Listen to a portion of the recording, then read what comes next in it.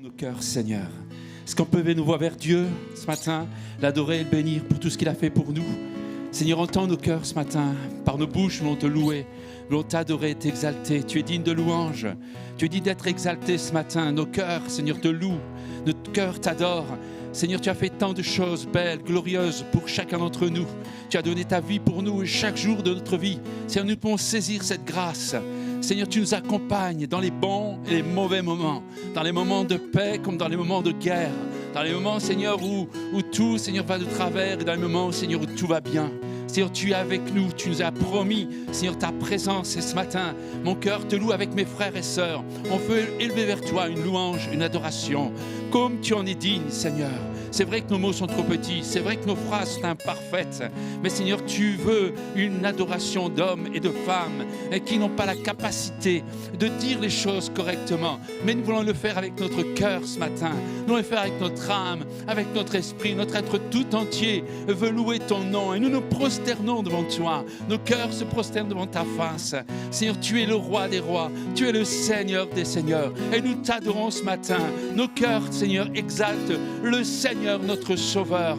Au-dessus de tout, tu règnes. Et nous voulons que tu règnes dans nos cœurs et dans nos vies. Et dans ces moments bénis, Seigneur, de ta présence, nous voulons te dire, Seigneur, prends la place. Prends toute la place. Remplis nos cœurs. Seigneur, que tu utilises l'imperfection de nos bouches.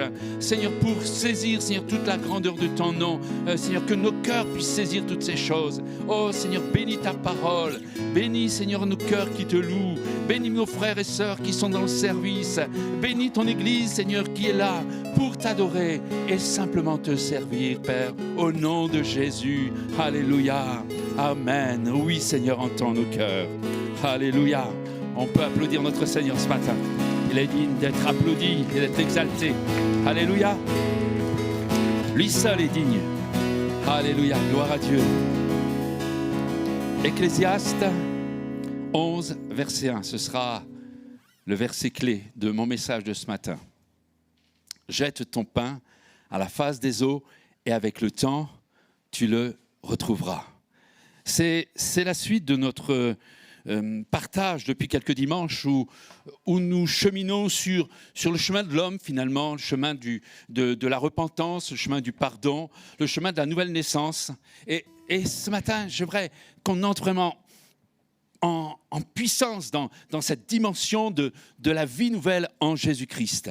Et je la résume dans ce verset qui a résonné depuis de nombreuses années dans mon cœur. Jette ton pain à la face des eaux et avec le temps, tu le retrouveras. Nous avons souvent de grandes difficultés à accepter tout ce qui est de la grâce. On l'a partagé déjà. Et souvent, nous confondons investissement et production.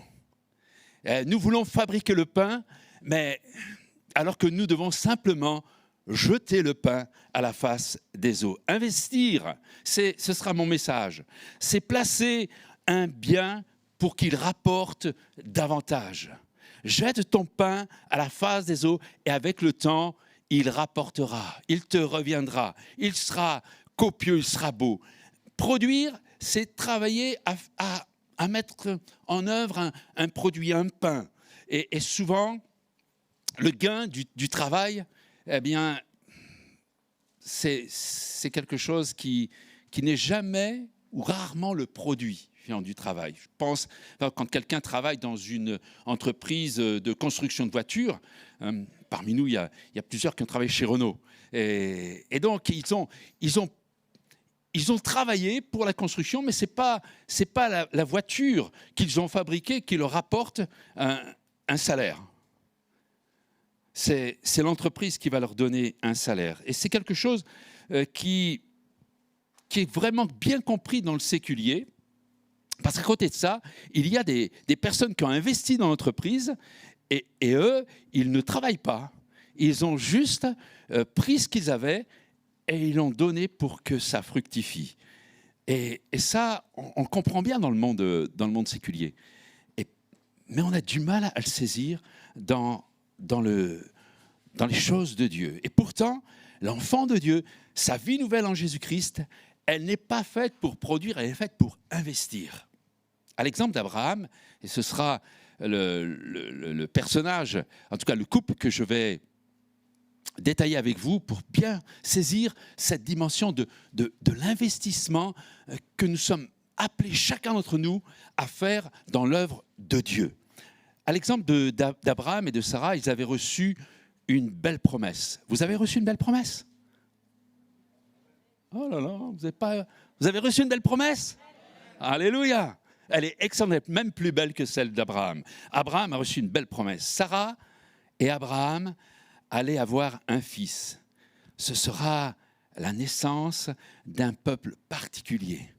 C'est le peuple de Dieu. Alléluia. C'est un projet enthousiasmant. Je ne sais pas si vous saisissez cette dimension-là. C'est un homme à qui Dieu dit, de toi sortira un enfant qui sera à la base, à l'origine d'un peuple nombreux. Et Abraham, dans le ciel étoilé, il regarde les étoiles, il commence à les compter. 1, 2, 3, 10, 50, 100, 200, 1000.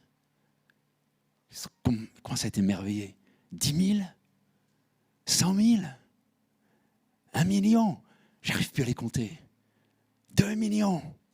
Je ne sais plus. C'est là la promesse de Dieu. Dieu lui avait dit, regarde le ciel et compte les étoiles, si tu peux les compter. Et ce que tu vas mettre en œuvre, c'est juste à cette dimension. Alors Abraham, devant cette grandeur de la promesse, qui commence à l'émouvoir au fond de son cœur, et ça lui fait, je suis persuadé, ça lui fait couler des larmes de bonheur, d'émerveillement, et il tombe à genoux, et il regarde la terre. Il regarde la terre et il regarde la poussière de la terre. Et il voit tous ces grains. Et il se dit, c'est impossible que je compte tous ces grains. Et la promesse de Dieu, c'est que le peuple qui va sortir de mon cœur, le cœur qui va sortir de mon être, c'est juste un peuple, quelque chose d'extraordinaire. Parce que c'est pas mesurable, impossible tellement ils seront nombreux. Abraham ferme ses yeux et son être tout entier frémit aux paroles qu'il a reçues dans son cœur. L'Éternel dit, tu veux vivre ces choses? Alors va-t'en de ton pays, de ta patrie, de la maison de ton père, dans le pays que je te montrerai. Je ferai de toi une grande nation, je te bénirai, je rendrai ton nom grand, tu seras une source de bénédiction. Je bénirai ceux qui te béniront, je maudirai ceux qui te maudiront, et toutes les familles de la terre seront bénies en toi. Vous imaginez ce que Abraham pouvait ressentir. Est-ce que nous saisissons la promesse qui nous a été faite en Jésus-Christ? Est-ce que notre cœur vibre? Est-ce qu'il y a de l'enthousiasme dans notre cœur par rapport à ce que Dieu nous promet en Jésus-Christ? Il est écrit quelque chose d'excellent. La promesse pour nous, c'est que les choses qui sont préparées pour nous en Jésus-Christ, elles sont tellement merveilleuses que chacun d'entre nous ne peut pas en saisir toute la dimension, toute la beauté, toute la grandeur, toute la magnificence. Ces choses, ce sont des choses, dit Paul, 1 Corinthiens, chapitre 2 et verset 9. 1 Corinthiens, chapitre 2, verset 9. Notez ce verset dans votre cœur. C'est des choses qui vont vous enthousiasmer et qui vont vous inviter à investir dans l'œuvre de Dieu. Ce sont des choses que l'œil n'a point vues, que l'oreille n'a point entendues, qui ne sont pas montées au cœur de l'homme. Des choses que Dieu a préparées pour ceux qui l'aiment. Dieu nous les a révélées par l'Esprit, car l'Esprit sonde tout, même les profondeurs de Dieu. Et nous pouvons saisir une dimension lorsque nous sommes tellement près du Seigneur, dans cette communion avec lui par le Saint-Esprit. Dieu nous montre et nous promet et nous assure un projet extraordinaire qui dépasse ce que nous pouvons imaginer et penser. Le plus grand bonheur que nous pouvons imaginer, la plus grande chose que nous pouvons imaginer est bien ridicule par rapport à ce que Dieu nous promet. Alléluia. Et comme Abraham, on peut regarder le ciel et regarder les étoiles et se dire, Seigneur, ta promesse dépasse tout ce nombre d'étoiles. On peut s'agenouiller et pour se prosterner devant notre Dieu et voir cette terre et voir ces grains et cette poussière et se dire, Seigneur, ton projet dépasse l'innombrabilité de ces graines de poussière qui sont là. Seigneur, Dieu propose alors à Abraham non pas de construire, non pas d'établir un pays, un royaume. Non, il lui dit, Abraham, il faut que tu investisses dans mon projet. Il faut que tu investisses le lieu que j'ai prévu pour réaliser cette promesse. Il faut que tu te lèves, il faut que tu y ailles, il faut que tu investisses ton temps, ton énergie, ta force. Il faut que tu sois sportif, il faut que tu sois fort, il faut que tu marches et que tu ailles jusqu'à cette terre merveilleuse. Parce que c'est là où je vais déployer ma promesse. Et Abraham, eh bien, il va partir de son pays. Abraham a cru dans les paroles de l'Éternel. Il est parti de sa ville natale. Il a investi en donnant de ce qui était à lui, ses relations avec son père, avec son entourage. Il a répondu et il est allé avec la force qu'il avait. Il a tout donné pour Jésus. Abraham ne va pas être le fabricant d'un peuple, mais il va être l'investisseur pour un peuple de Dieu. Et si Dieu décide d'annuler ce projet, l'investissement d'Abraham sera réduit à néant. Et il n'y aura pas de peuple de Dieu. Mais Dieu n'est pas un Dieu menteur. Dieu n'est pas un Dieu qui dit quelque chose et qui change d'avis quelques minutes après, comme nous on peut le faire, comme moi je peux le faire. Dieu est un Dieu de vérité. Et quand il dit quelque chose, il va jusqu'au bout. Il accomplit son œuvre. Et nous verrons, et vous le voyez au travers, vous connaissez la vie d'Abraham. Elle n'a pas été parfaite, la vie d'Abraham. Il a bien souvent, et on va avoir quelques détails sur sa manière de faire, comme bien souvent on veut le faire en tant qu'homme. On veut plutôt produire que investir.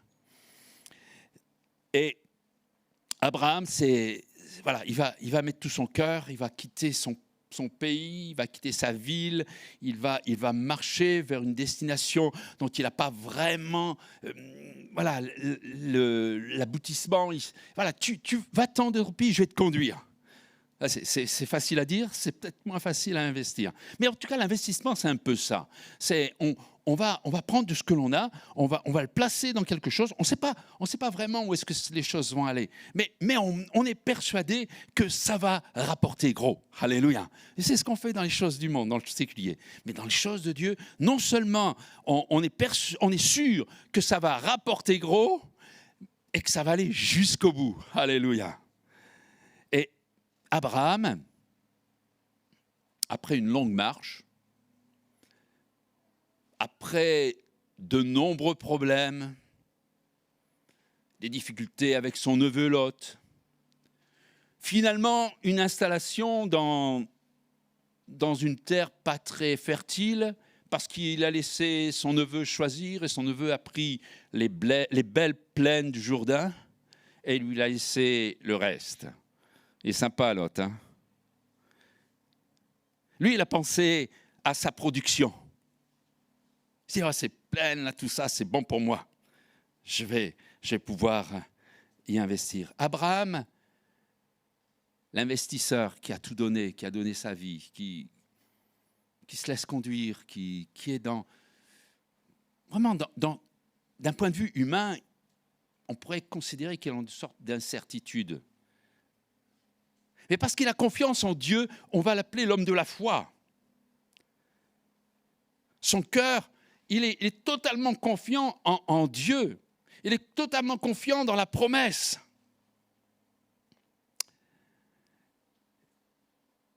Et à plusieurs reprises, Dieu va voir dans le cœur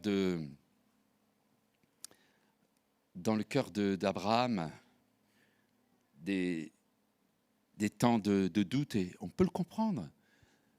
Vous imaginez, à la place d'Abraham, il laisse à Lot toute la belle plaine du Jourdain, et il se retourne de l'autre côté, et puis c'est du désert. Il dit, oh là là, Seigneur, comment tu vas faire pour faire fructifier tout ça?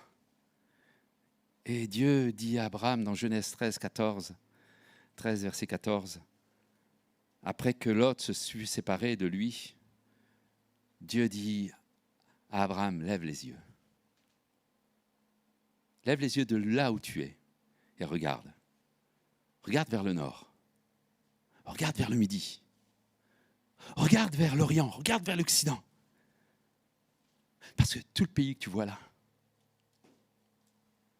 je donnerai à toi et à ta postérité. Wow! Abraham est fortifié et le moral d'Abraham s'améliore. Et le temps passe. Et nous sommes comme Abraham. Le temps passe et nous sommes impatients. Le temps passe et la promesse a beaucoup de difficultés à se mettre en œuvre. Le temps passe et Abraham ne voit rien. Son fils n'est pas encore né. Et il vieillit. Et il commence à être vieux. Il commence à se dire, c'est la fin. Alors, Sarah a une idée géniale. Une idée parfaitement humaine.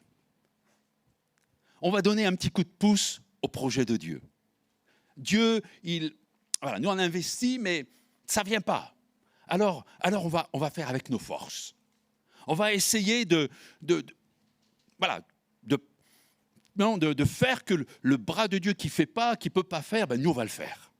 Et elle va proposer à Abraham d'aller voir la servante Agar pour qu'ils aient un fils et pour qu'enfin la promesse puisse se mettre en œuvre, parce que quand même ça traîne. Et ce qui est étonnant, c'est que ça ressemble à un investissement. Mais en fait, il ne s'agit pas d'un investissement. Il s'agit d'une production. On va produire quelque chose pour que notre promesse puisse se mettre en place. Et le travail d'Abraham et de Sarah deviendra un projet concurrent du projet de Dieu.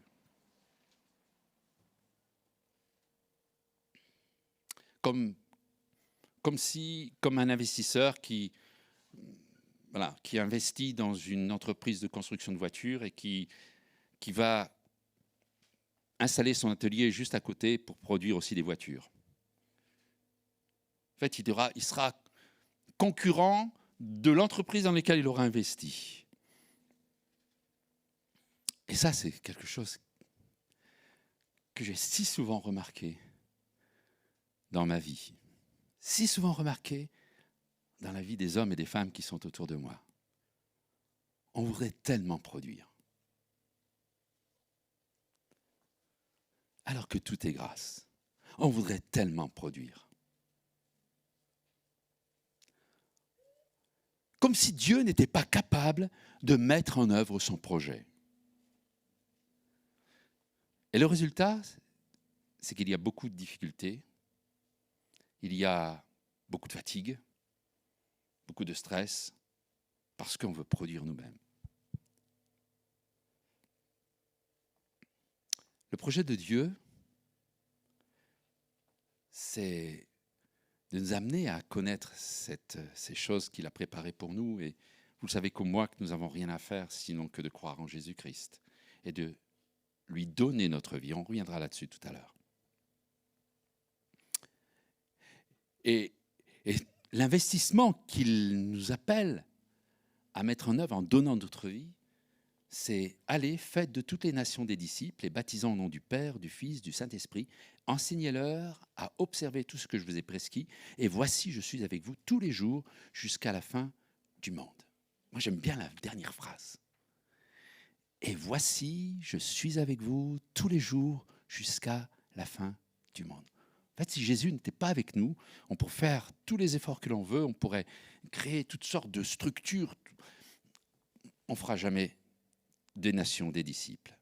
Mais Jésus nous dit, ne fabriquez pas tout cela. Moi, je suis avec vous. Je suis à vos côtés et vous, eh bien, vous allez juste investir dans la multiplication de disciples.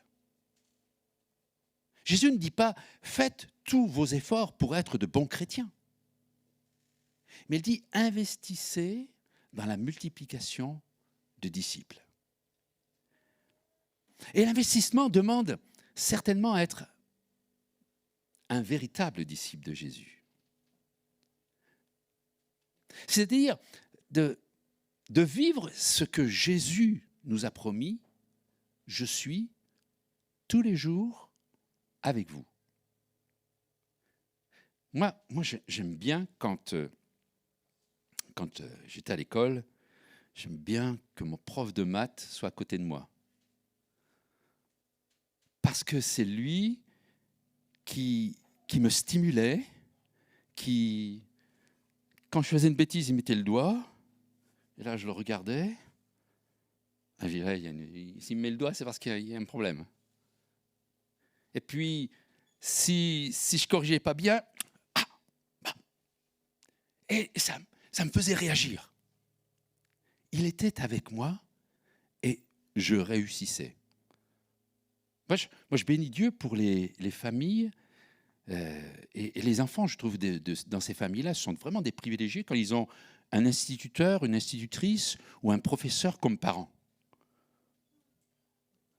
C'est une bénédiction, hein? Parce que quand l'enfant il grandit pas bien, l'instituteur qui est le papa ou la maman, il devient soudain vraiment l'instituteur. Il donne pas la réponse, mais il l'incite. Jésus est avec nous tous les jours jusqu'à la fin. Alléluia. Entendez-vous ce conseil? Entendez-vous sa voix? Entendez-vous sa direction? Souvent, nous voulons construire par nous-mêmes. Et nous allons faire des efforts pour être des bons chrétiens. Alors, je ne dis pas que c'est mal, mais ce n'est pas tout à fait le sens de la vie nouvelle. Et non seulement nous voulons être de bons chrétiens, mais nous voulons fabriquer, permettez-moi l'expression, de notre frère, de notre sœur, un bon chrétien. Et cela produit des modèles qui ne sont pas très attirants. Parce que ça a l'apparence de la piété, mais ça n'a pas la force. Ça fait des églises clubs, même parfois sectes, mais certainement pas l'église de Jésus-Christ. Et ça devient une œuvre concurrente à l'œuvre de Jésus. Car investir dans le projet de Dieu, ce n'est pas chercher à changer même son cœur, ni même le cœur de son voisin, mais à donner son cœur à Jésus et à prier pour que le cœur de notre voisin se donne à Jésus. Vouloir fabriquer des cœurs pour Jésus, c'est juste donner naissance à des Ismaël. Autant Jésus était sur la terre,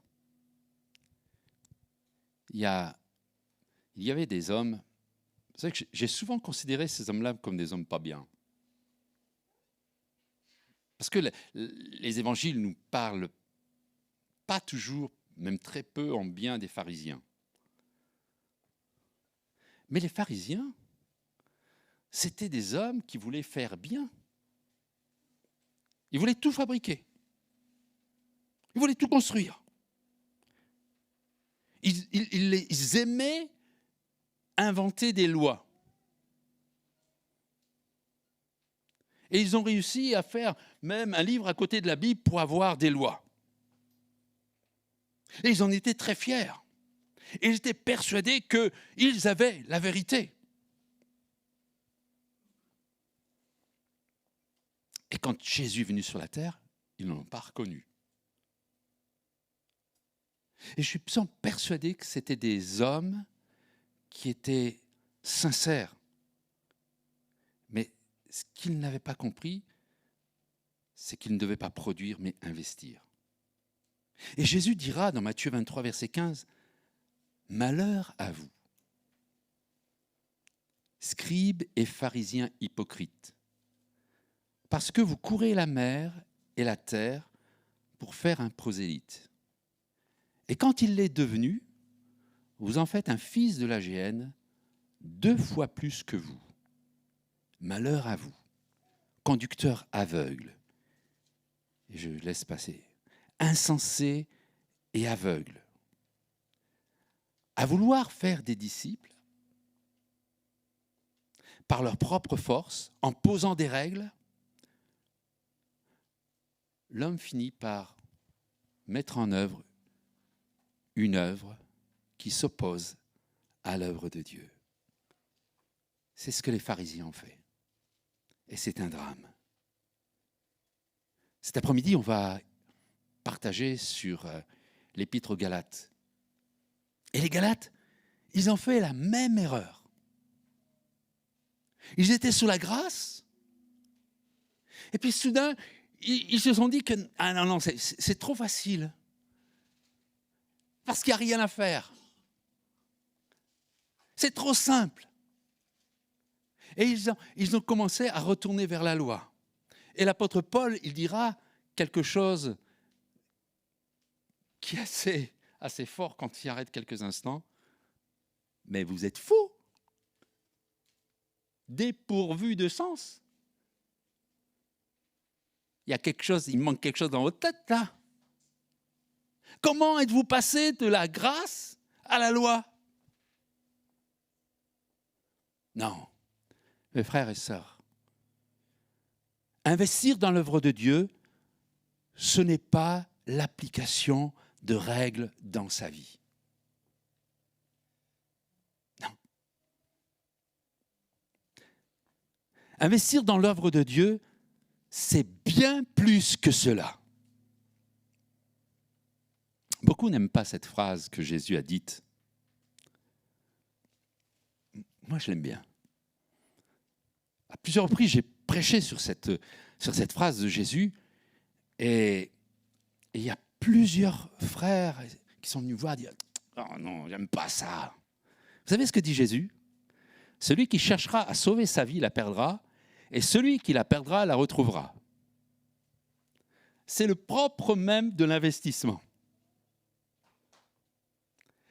Investir, c'est perdre momentanément la jouissance de son bien pour que quelqu'un d'autre en profite, le fasse fructifier, s'enrichisse, pour qu'à la fin de l'investissement, qui nous a été privé pendant quelque temps de jouissance, il nous soit restitué avec un bonus, avec une plus-value. Je veux dire, frère, c'est pas très beau de comparer ces choses d'investissement de la terre, du séculier, mais croyez-vous pas que Jésus n'a pas souvent parlé comme ça, d'essayer d'expliquer les choses de la grâce par des choses compréhensibles dans le monde séculier? Il a utilisé le semeur, l'agriculture, et ce matin, j'aimerais vous prendre conscience qu'investir, c'est perdre. Et si vous êtes d'accord pour dire « j'investis ma vie », c'est perdre sa vie. Et celui qui cherchera à sauver sa vie, celui qui ne voudra pas investir, celui qui ne voudra pas jeter son pain à la face des eaux, il ne le retrouvera jamais, puisqu'il n'aura jamais lancé son pain à la face des eaux.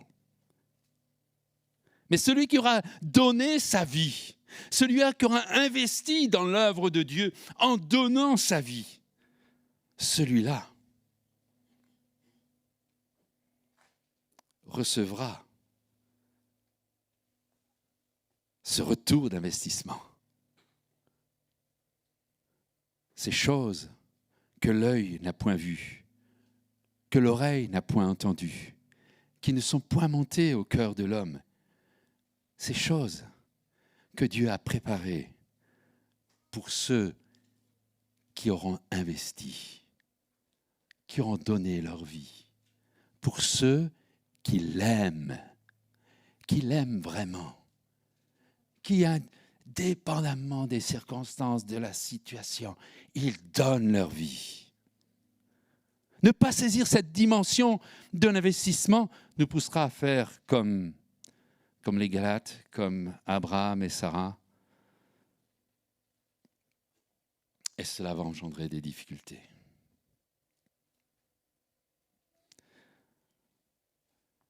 Sarah, Abraham,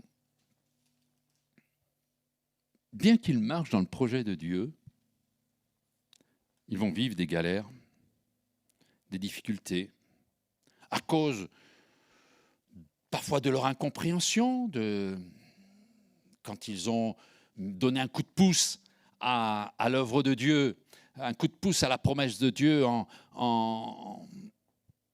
ayant un enfant avec la servante Agar, que de difficultés, des rejets, beaucoup de larmes, beaucoup de douleurs, beaucoup de fatigue. Et finalement du néant dans tout cela. Ce qui est fort, c'est que Dieu ne voulait pas ça. Dieu ne voulait pas que Sarah, qu'Abraham produisent. Il voulait juste qu'ils investissent. La parole nous dit que si l'Éternel bâtit la maison, ceux qui la bâtissent en vain. Vous pouvez essayer de construire votre vie, vous pouvez essayer de construire votre foyer. Si l'Éternel bâtit la maison, vous travaillez en vain. Nous travaillons en vain. La plus belle église construite par un homme, c'est un travail qui est vain.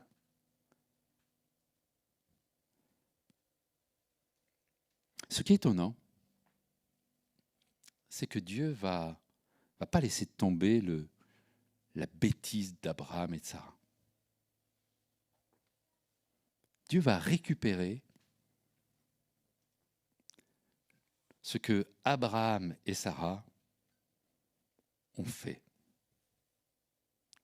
Et il va l'utiliser comme un contre-projet. Je trouve que Dieu est extraordinaire. Moi, je serais à la place de Dieu, j'aurais, bon, œuvre de Dieu, croix dessus, c'est mort. Dieu ne fait pas ça. Dieu ne va pas éliminer Ismaël.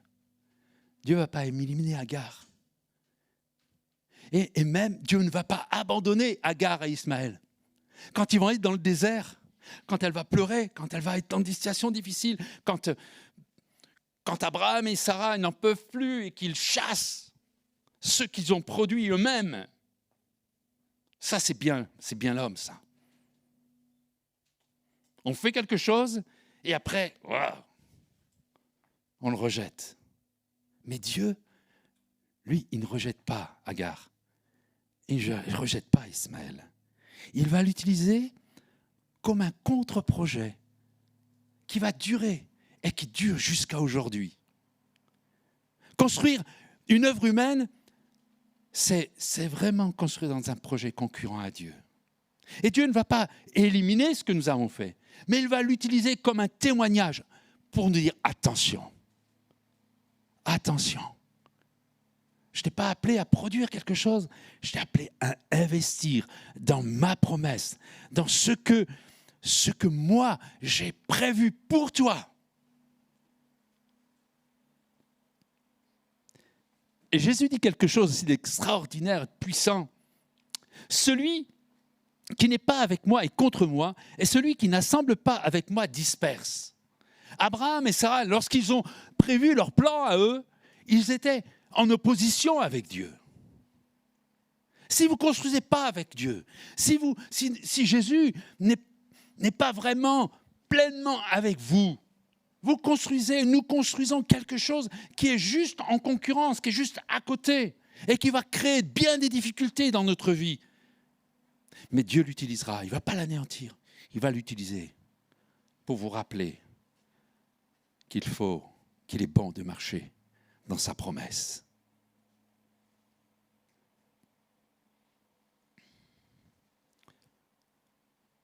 Toute œuvre humaine, même dans un cadre église, religieux, non, dans un cadre qu'on appellerait œuvre de Dieu, même plein de bienveillance. Cette bienveillance qui, un petit coup de pouce à ce que Dieu tarde à faire, est une œuvre qui sera une œuvre de souffrance, de division, de difficulté, parce que ce sera une œuvre de la chair, parce que ce sera une œuvre des hommes.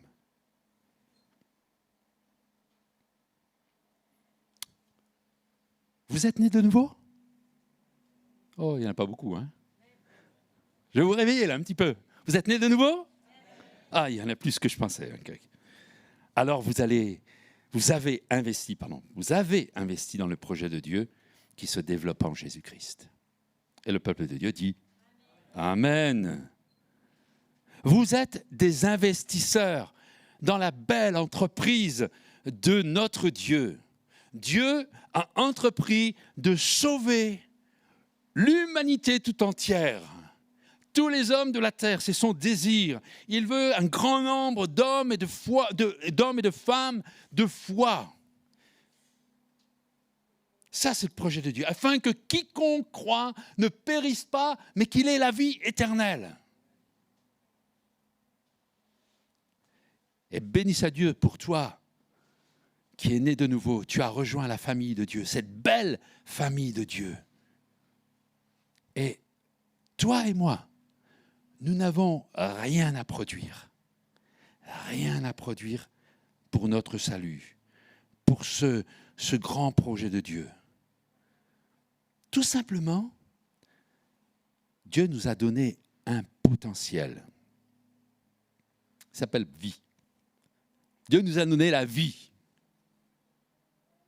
Et cette vie, sur cette terre, Dieu veut que nous l'investissions, non pas à 10%, non pas à 30%, non pas à 50%, mais à 100%. Et personnellement, parce que c'est ma conviction, je veux investir 100% de ma vie. Vous savez pourquoi? Parce que je suis un petit peu calculateur. Pas vous? Si on vous propose un investissement qui rapporte 10% et que vous en propose un autre qui rapporte 200%, lequel choisirez-vous? Bon, d'accord, vous choisissez le 10%? Moi, je choisis le 200%. Non, vous choisirez comme moi. Vous choisirez ce qui rapporte le plus. Et ce n'est pas déplacé que de dire « Moi, je veux investir dans l'œuvre de Dieu parce que je sais ce que cela va me rapporter. »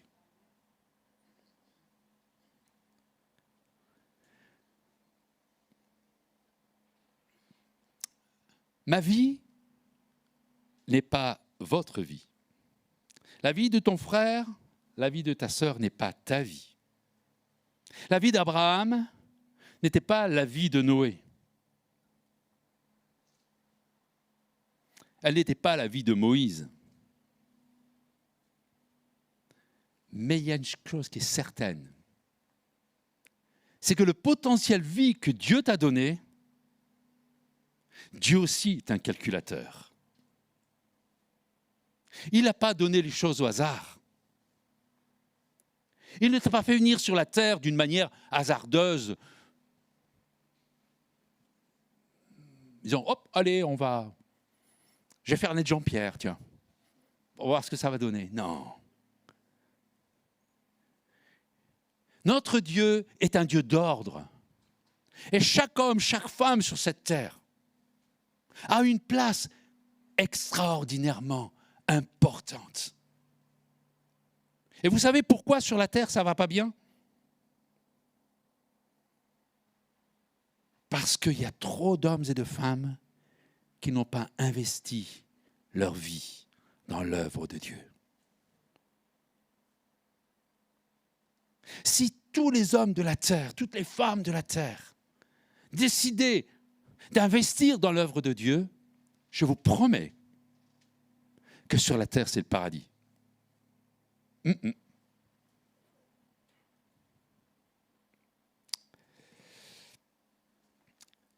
Le potentiel vie que nous avons, Jésus nous dit qu'il va l'accompagner. Il sera là avec nous. Et il y a une question qui est sur mon cœur. Pour vous et pour moi, qu'est-ce qu'on fait de notre potentiel vie? Qu'est-ce qu'on fait de ce que Dieu nous a donné?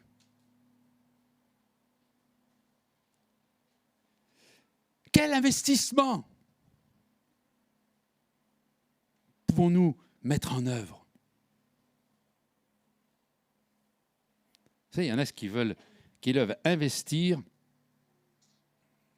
dans des choses où ils ne sont pas vraiment compétents. J'ai rencontré des personnes qui m'ont dit « Oh, moi, je voudrais servir Dieu. » Et donc, je vois l'installation d'une tente avec des milliers d'hommes. Et en fait, cette personne, elle pensait investir, mais en fait, elle était dans une production dans laquelle elle n'était même pas compétente. Nous n'investirons jamais dans quelque chose que nous ne trouvons pas beau, sensationnel. Nous n'investirons jamais dans un domaine qui s'oppose à nos convictions. C'est pourquoi tout enfant de Dieu n'investira jamais dans des œuvres de la chair, dans des œuvres du monde. Il n'y mettra pas sa vie.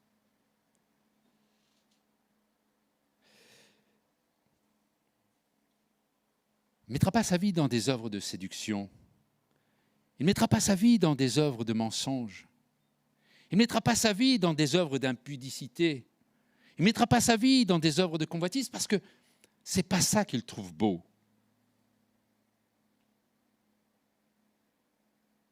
Dans les œuvres de l'homme, on dirait tu ne dois pas convoiter, tu ne dois pas vivre à l'impudicité, tu ne dois pas. Mais dans le cœur d'un enfant de Dieu, c'est juste ce cœur transformé de cette vie nouvelle qui se dit mais c'est affreux tout ça.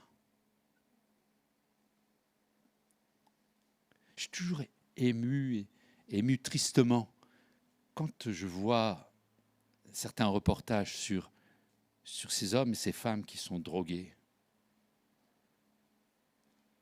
et qui ne savent plus en sortir. Ils ont investi leur vie dans quelque chose qu'ils pensaient être bon. Ils n'ont pas mis le pied au départ dans quelque chose qui sentait mauvais. Ils ont mis le pied dans quelque chose qui leur semblait bon. Et ça les a emmenés à la mort. À telle mort, tellement esclaves, qu'ils disent « J'ai tellement peur d'en sortir que je préfère continuer. » C'est juste incompréhensible pour moi. Et là, il n'y a que l'œuvre de Jésus-Christ qui pourrait changer quelque chose, afin qu'ils viennent non plus investir dans la drogue, mais investir dans l'œuvre de Dieu.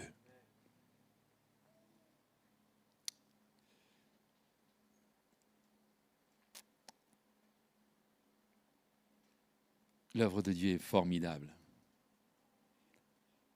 Elle mérite que nos vies entières soient investies dans son œuvre.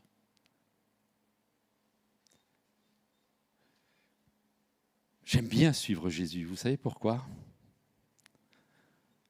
Parce que Jésus, c'est un visionnaire. Il nous donne un éclairage sur l'avenir qui est juste formidable. Et quand je regarde l'Église, Moi, je fais waouh. Je ne sais pas si vous aimez l'œuvre de Dieu, mais Jésus dit, je bâtirai mon église. Matthieu 16, verset 18. Et moi, je te dis que tu es Jean-Pierre, pardon, que tu es Pierre. Mais je pourrais mettre mon nom aussi. Vous pourriez mettre votre nom. Et que sur cette pierre, je bâtirai mon église. Et que les portes du séjour des morts ne prévaudront point contre elle. Alléluia. Jésus dit à Pierre, ta vie va servir à bâtir l'église. Et en écho à chaque enfant de Dieu né de nouveau, Jésus dit, par ton investissement, je vais bâtir mon église. Jésus ne dit pas, que Pierre bâtirait l'église de Jésus-Christ. Mais sur cette pierre, sur ta vie, sur ton investissement, sur le don de ta vie, je bâtirai mon église. Souvent, c'est quelque chose qui a tendance à m'attrister. On pense que c'est le pasteur qui bâtit l'église. Et on voit des chrétiens courir après un pasteur. Aller lui demander des conseils jusque dans des choses très structurantes de sa vie. Et prendre la parole du pasteur comme parole d'évangile, vous savez. C'est quelque chose qui m'effraie. Le pasteur ne bâtit pas l'église. Je vais raconter une anecdote qui va vous faire sourire. Parce que elle peut vous faire sourire ou peut vous faire grimacer. Tout dépend comment vous allez la prendre. Mais je vais la nommer parce qu'elle est très explicite. Une personne avait tellement l'habitude de se confier dans son pasteur. Et avec le temps et l'âge, elle a perdu beaucoup de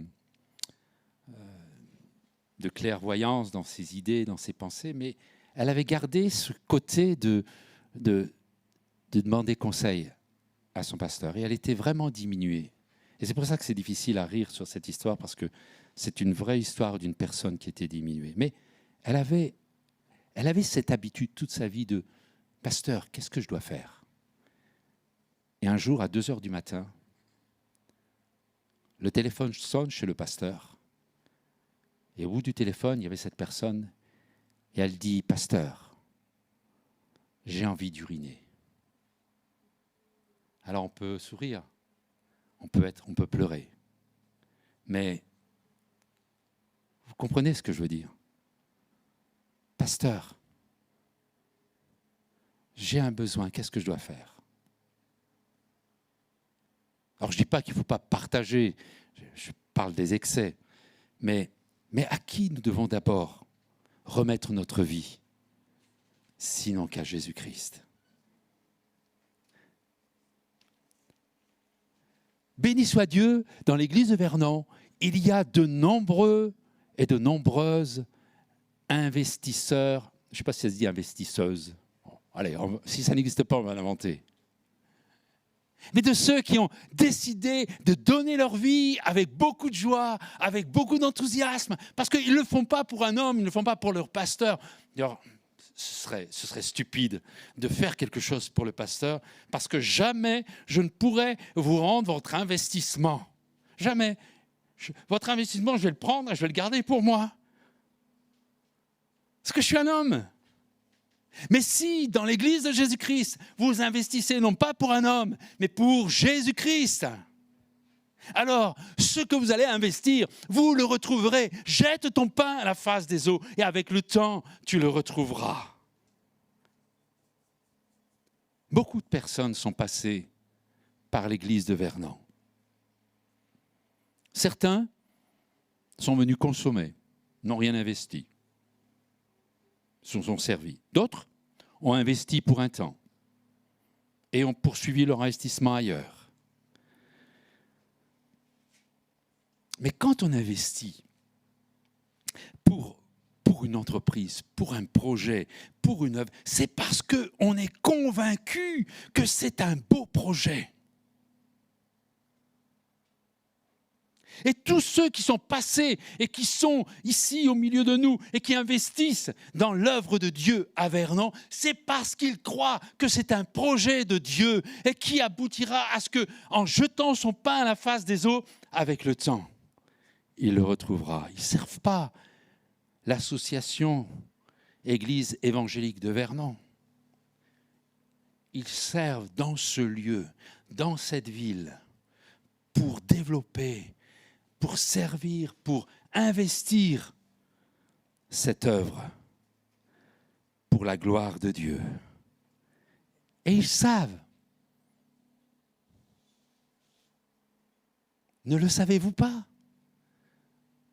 Vous recevrez en retour bien plus que vous n'avez investi. Celui qui donne sa vie la retrouvera. Et les choses que Dieu a préparées pour nous ne sont pas montées au cœur de l'homme. Les choses que Dieu a préparées pour nous, tellement elles sont belles, tellement elles sont glorieuses. Et c'est pourquoi les disciples de Jésus-Christ sont des hommes et des femmes motivés. Ils ne font pas les choses « Oh, il faut que je… » La chose la plus ingrate dans l'œuvre de Dieu et qui semble ne servir à rien, c'est les frères et sœurs qui balayent cette salle. C'est les frères et sœurs qui nettoient les chaises. Ils ne voient pas d'âme nouvelle en balayant cette salle, ni en frottant les chaises. Il n'y a pas ce bel aura du pasteur qui prêche et dont le message va passer dans les ondes et que derrière un écran, des personnes vont entendre le message et ils vont être touchés par la grâce et ils vont être touchés par le Saint-Esprit et ils vont avoir envie d'investir dans l'œuvre de Dieu. Et puis à côté de ça, il y a ceux qui frottent les chaises et qui balayent l'église à chaque fois où vous rentrez dans ce lieu, que vous sortez tout à l'heure. Quand vous allez partir, il y a une armée qui va nettoyer ces salles pour qu'après-midi, on puisse revenir dans une salle qui est propre, qui est désinfectée. Et jamais ils pensent que derrière ça, c'est juste investir dans l'œuvre de Dieu. C'est pour permettre à des hommes et des femmes de venir dans ce lieu et dire « Oh, c'est propre, oh, c'est beau, oh, c'est quoi ?» Et vous savez, quand un inconverti rentre dans un lieu, vous savez combien de temps il met pour se dire c'est bien ici? 5 minutes. Et j'ai remarqué, pour avoir fait l'expérience, c'est dommage, je n'ai pas ramené une photo de l'ancienne église. Un jour, je vous la montrerai. Il y a des personnes qui sont venues dans l'ancienne église, on prêchait le même message, on prêchait la même parole. Ils ouvraient la salle, ils regardaient, et dire oh, c'est bon. Parce qu'il y avait des seaux, ça fuyait, donc on mettait des seaux pour retenir l'eau. Il y avait alors ici il y a un petit peu de bruit avec le chauffage, mais c'est rien. Il y avait un grand poêle, les frères et sœurs qui étaient là avec moi il y a 20 ans, il y avait un grand poêle au milieu de l'église. Alors d'abord, on avait toujours froid, mais le chauffage, quand il marchait, on le savait. Parce que durant tout le culte, on entendait tac, tac, tac, tac, tac, tac, tac, tac, tac, tac, tac, tac, tac. C'est pas vrai? C'est vrai, c'est vrai. Pourquoi on a construit ce lieu? C'est pas tellement pour dire oh, on a un beau lieu de culte. C'est pour que les gens de l'extérieur, quand ils rentrent dans ce lieu, ils disent oh, c'est propre ici, c'est beau. Ça a l'air d'être sérieux. Et ensuite, on annonce le message avec sérieux. Et tout ce que l'on va faire, nettoyer les chaises, ça peut paraître ingrat, ça peut paraître inutile dans l'œuvre de Dieu. Mais je peux vous assurer que si vous venez dimanche prochain et que vous vous asseyez sur quelque chose, que vous repartez avec une belle tache sur les fesses, on va dire, oh là, il y a un petit problème. Et que les gens à l'extérieur, ils nous regardent tous et avec tous repartir avec...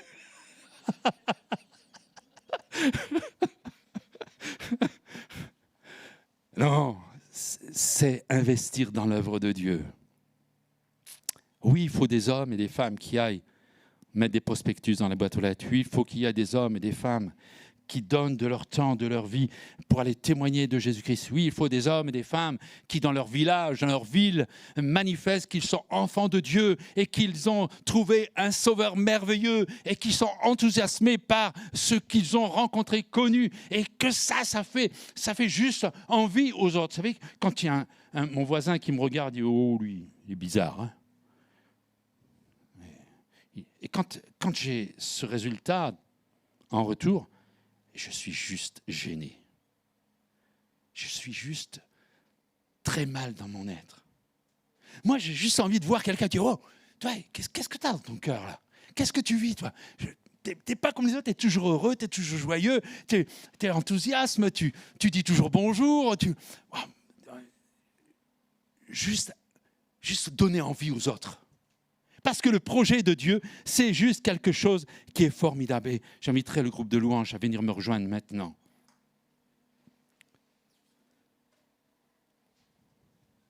Oui, les disciples de Jésus-Christ sont des hommes et des femmes motivés à investir dans l'œuvre de Dieu. À 100%, à 200%. Ils vont être capables de tout donner pour l'œuvre de salut en Jésus-Christ. Non pas parce que le pasteur dit qu'il faut faire ça, non pas parce qu'il y a une loi qui dit ça. Et s'il vous plaît, ne le faites pas si quelqu'un vous le dit.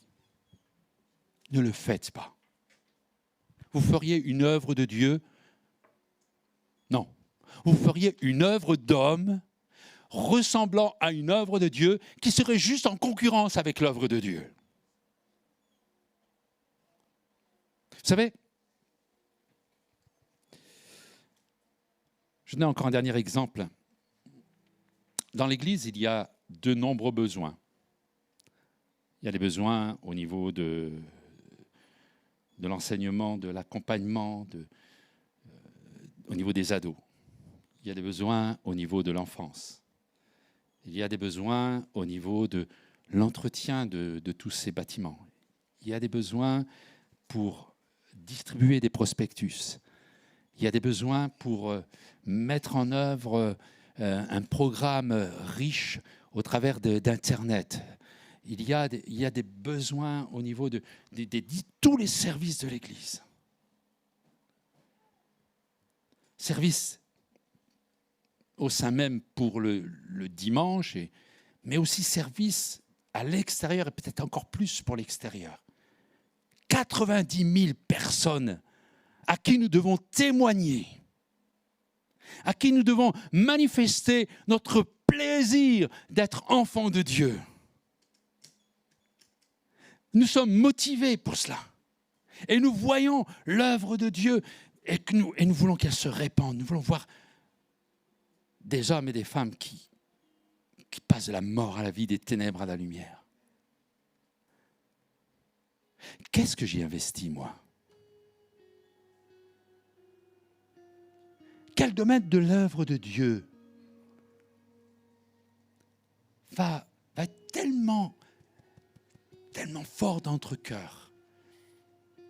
Il n'y a pas besoin d'un homme. Vous savez, quand j'ai eu je me vois encore ce jour où j'ai Seigneur, moi je voudrais investir dans ton service.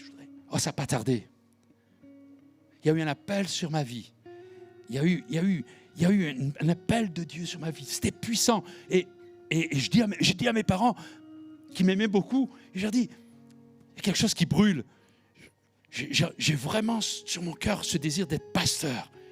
Et ils m'ont regardé, ils sont chrétiens, ils aiment le Seigneur, ils ont servi dans l'œuvre de Dieu.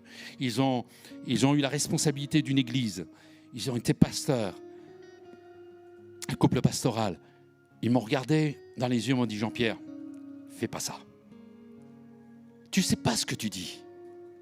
Tu ne sais pas dans quoi tu t'engages. Tu sais, tu peux servir à côté du pasteur. Tu peux être juste le second ou le troisième ou le quatrième. Mais surtout, va pas comme pasteur. C'est juste plein de problèmes. Et moi, ça brûlait tellement. Et je dis, papa, maman, j'ai ça dans mon cœur. J'ai vraiment envie d'aller servir Dieu comme un berger. Et il me répétait, non, s'il y a eu des personnes qui m'ont dit, fais pas, c'est mes parents. Ils m'aimaient beaucoup. Mais il y avait dans mon cœur, je regardais les étoiles. Je voyais les millions d'étoiles. Je me mettais à genoux et je voyais tous ces grains. Oh, je n'étais pas Abraham. Mais mon frère, ma sœur, dans le projet dans lequel Dieu veut que tu investisses ta vie, c'est comparable à ce qu'Abraham a vécu. Lève les yeux et regarde les étoiles. Et compte les étoiles et dis-toi que Dieu veut que tu fasses une œuvre qui dépasse ce que tu peux imaginer en investissant ta vie. Que Dieu veut dépasser ce que toi tu peux compter dans ta vie. Parce qu'il ne compte pas sur ton produire. Il compte sur ton donner.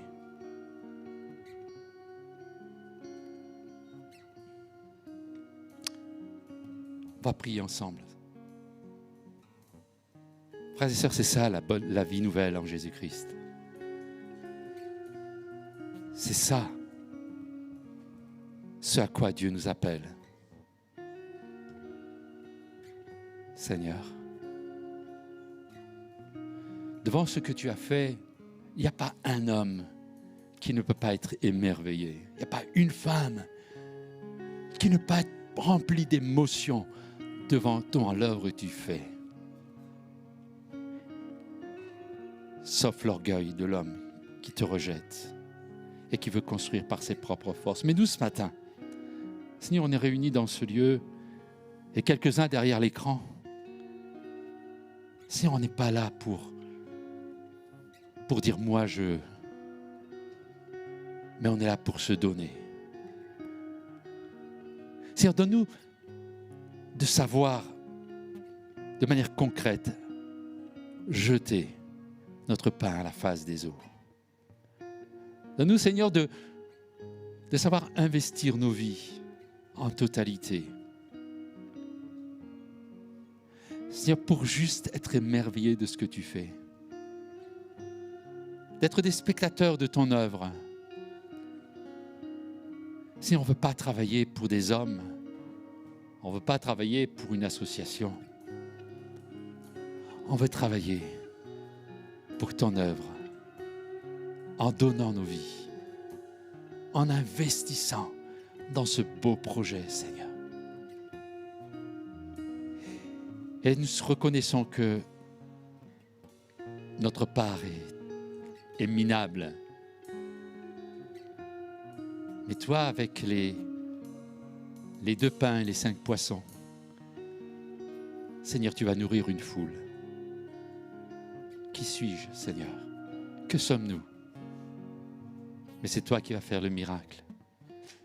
C'est toi qui vas faire que le peu, cette petite vie qu'on te donne, Seigneur, tu vas en produire quelque chose qui va nourrir des milliers et des milliers. Seigneur, je veux regarder les étoiles. Je veux regarder les grains de sable, la poussière de la terre, me dire, Seigneur, c'est ce à quoi tu m'appelles, c'est à quoi tu nous appelles.